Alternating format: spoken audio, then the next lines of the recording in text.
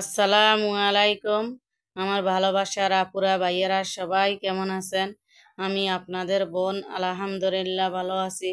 তো প্রতিদিনের মতো নতুন একটা রেসিপি নিয়ে আসলাম। রেসিপিটি হলো আমি আজকে করলা দিয়ে নারকেল দিয়ে ভাজি করব।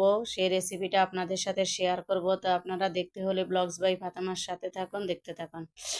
তো এই যে দেখেন আমি করলাগুলোকে প্রথমে ধুয়ে পরিষ্কার করে নিলাম, কারণ কাটার পরে আমি আর ধুইব না।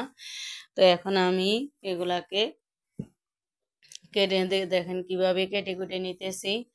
আসলে এগুলাকে করলা বলে, আবার কেউ উস্তা বলে আর কি। যেহেতু এগুলা ছোট, তো এগুলাকে অনেকে আবার উস্তা বলে। আর এখন আমি যে করলা অনেকে অনেক রকমের খাওয়া যায়, তবে আজকে আমি নারকেল দিয়ে ভাজি করব। আর এই যে দেখেন এই জিনিস, এই করলাটা বাতি হয়ে গেছে, ভিতরে বিচিগুলো লাল লাল হয়ে গেছে। তো বিচিগুলা মানে ফালাই তারপরে আমি কেটে কুটে নিলাম। আর এখন আমার করলাগুলো কাটা হয়ে গেছে। এখন আমি ভাজি করার জন্য যে উপকরণগুলো নিলাম সেটা হলো নারিকেল বাটা, আর পেঁয়াজ কুচি, কাঁচামরিচ, আর হলুদ লবণ তো সাথেই আছে। আর এখন চুলায় আমি একটা প্যান বসিয়ে দিলাম। তো এখন প্যানটা একটু গরম হওয়ার পরে আমি দিয়ে দিলাম রান্না করা তৈল। তো তৈলটা দেওয়ার পরে এখন আমি দিয়ে দিতেছি পেঁয়াজ কুচি আর কাঁচামরিচ, এগুলো একসাথে এখন আমি দিয়ে দিলাম। দেওয়ার পরে এখন এগুলাকে আমি একটু নাড়াচাড়া করে নিতেছি।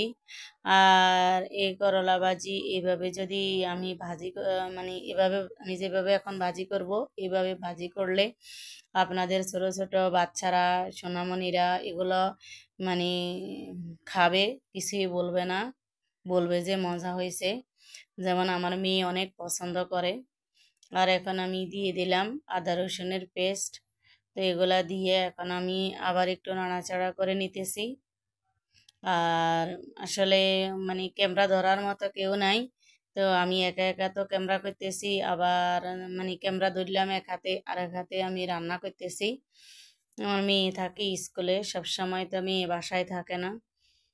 এই কারণে আমার ক্যামেরা ধরতে অনেকটা সমস্যা হয়ে যায়।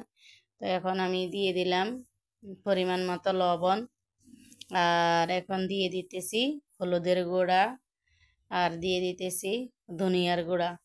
তো এইগুলা দিয়ে আবার আমি একটু নাড়াচাড়া করে নিতেছি। এই যে দেখেন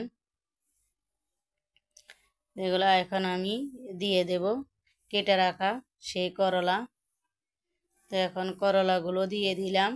দেওয়ার পর এগুলাকে আমি ভালোভাবে এই যে হলুদ লবণ মশলার সাথে ভালোভাবে মিক্স করে নিতেছি।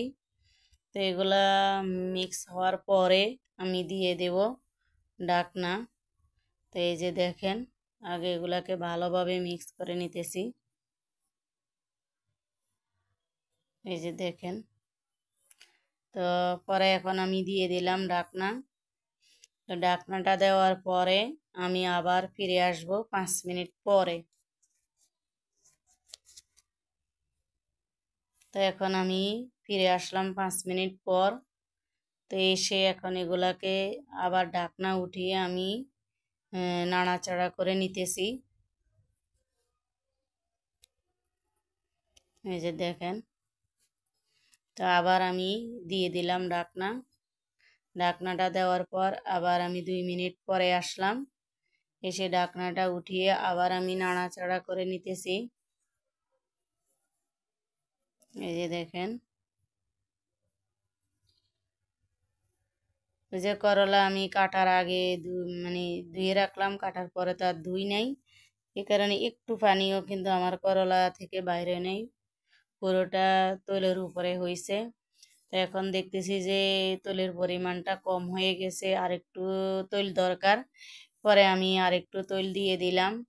আর এখন দিয়ে দিতেছি শিলপাটায় বেটে রাখা নারকেল। আর এই নারকেলগুলো কিন্তু আমি এখন বাটি নাই, এগুলা এর আগে আমি বেটে ফ্রিজে রেখে দিছি। তো এখন ফ্রিজ থেকে নামাইলাম আর কি। নামাই এখন আমি করলার সাথে দিলাম। দিয়ে এখন এগুলাকে আমি আবার নারিকেলের সাথে ভালোভাবে মিক্স করে নিতেছি। করে কিছুক্ষণ পর পর আমি এগুলাকে নাড়াচাড়া করে দেব। এই যে দেখেন,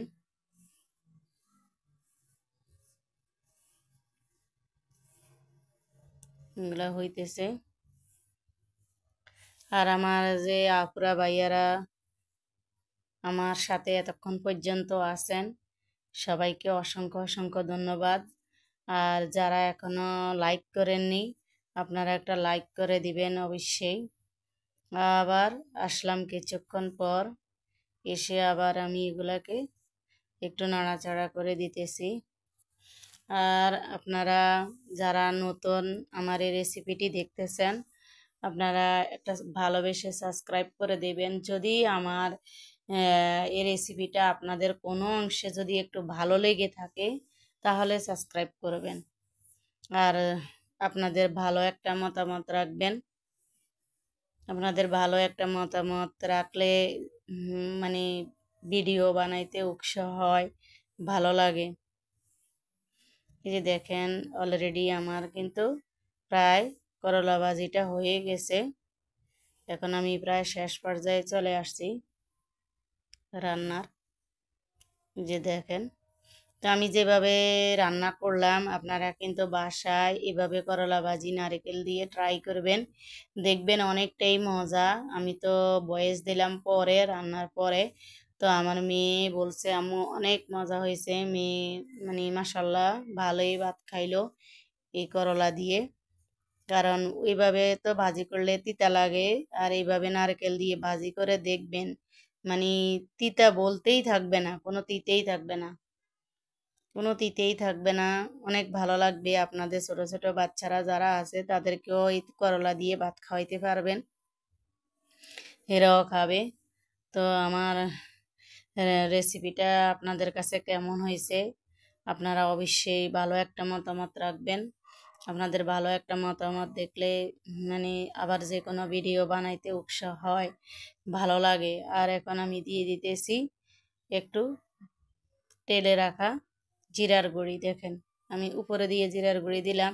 তো আপনারা উপরে দিয়ে হলো দিতে পারবেন, আবার মনে করেন যখন রান্না শেষ হইব তখনও পাতিলে দিতে পারিবেন। তো এখন মনে করেন আমি দিয়ে দিলাম, এর কি পরিবেশনের পরে উপরে দিতে। ভালো থাকবেন, আজকের মতো বিদায় নিলাম।